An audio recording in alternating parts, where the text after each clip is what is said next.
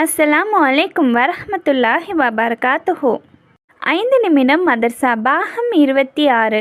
Friends, வீடியோக்குள்ளே போகிறதுக்கு முன்னாடி சேனலில் சப்ஸ்கிரைப் பண்ணாதவங்க சப்ஸ்கிரைப் பண்ணுங்கள். அதே மாதிரி வீடியோ பிடிச்சிருந்தா லைக் போடுங்க. இஸ்லாமிய வரலாறு. லூத் அலைஹிஸ்ஸலாம் அவர்கள். லூத் அலைஹிஸ்ஸலாம் அவர்கள் பிரபலமான ஒரு இறை தூதர் ஆவார்கள். இவர்கள் ஈசா அலைஹிஸ்ஸலாம் அவர்களை விட 2000 ஆண்டுகளுக்கு முன்னதாகவே ஈராக்கின் பிரபலமான பாபில் என்னும் நகரில் பிறந்தார்கள். இவர்கள் இப்ராஹிம் அலைஹிஸ்ஸலாம் அவர்களின் அண்ணன் மகன் ஆவார்.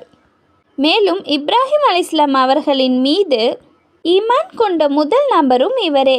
இவர் சிறு வயதிலிருந்தே பராமரித்தவர் இப்ராஹிம் அலைஹிஸ்ஸலாம் அவர்கள்தாம்.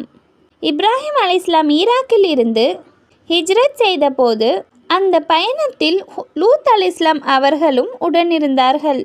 மிஸ்ரிலிருந்து திரும்பி இப்ராஹிம் அலைஹிஸ்ஸலாம் அவர்கள் பாலஸ்தீன் நாட்டில் தங்கிவிட்டார்கள். ஆனால் லூத் அலைஹிஸ்ஸலாம் அவர்கள் ஷாம் சென்று விட்டார்கள். இந்த ஊரிலிருந்து சில மைல் தூரத்தில் சாவுக் கடல் உள்ளது. இதன் கரையோரத்தில் சில ஊர்கள் இருந்தனர். அப்பகுதியில் வசித்தவர்களை சீர்திருத்துவதற்காக லூத் அலைஹிஸ்ஸலாம் அவர்களை நபியாக அல்லாஹ் அனுப்பினான். ஃப்ரெண்ட்ஸ், நம்மளோட சேனலில் ஏற்கனவே லூத் அலைஹிஸ்ஸலாம் அவர்களுடைய வாழ்க்கை வரலாற்றை பற்றி ஃபுல்லாக போட்டிருக்கேன். விருப்பம் இருக்கவங்க போய் பாருங்கள். ஒரு ஃபரலை பற்றி. எல்லா நபிமார்கள் மீதும் ஈமான். குர்ஆனில் அல்லாஹு தாலா கூறுகிறான், எவர் அல்லாஹ்வின் மீதும் அவனது தூதர்களின் மீதும் நம்பிக்கை கொண்டு அவர்களில் எவருக்கும் இடையிலும் பாகுபாடு காட்டாமல் இருக்கிறார்களோ அவர்களுக்கான கூலியை அல்லாஹ் கொடுப்பான். அல்லாஹ் மன்னிப்பவனாகவும் மிக்க கருணையுள்ளனாகவும் இருக்கிறான். ஒரு சுன்னத்தை பற்றி. பொறுமைக்கான துவா.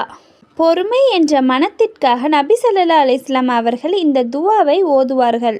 அது என்ன துவான்னு டீட்டெயிலோட அர்த்தத்தோட நம்ம சேனலில் ஏற்கனவே போட்டிருக்கேன், போய் பாருங்கள். ஒரு முக்கிய அமலின் சிறப்பு. துன்பத்தில் பொறுமை. மக்களோடு இணைந்து அவர்களால் ஏற்படும் துன்பங்களை பொறுத்து கொள்ளும் முஸ்லீம் யாரோடும் சேராமலும் சகிப்புத்தன்மையும் இல்லாத முஸ்லீமை விட சிறந்தவர் ஆவார். ஒரு பாவத்தை பற்றி. அளவை நிறுவையை குறைத்தல். குர்ஆனில் அல்லாஹு தாலா கூறுகிறான், அளவிலும் எடையிலும் குறைவு செய்பவர்களுக்கு கேடுதான்.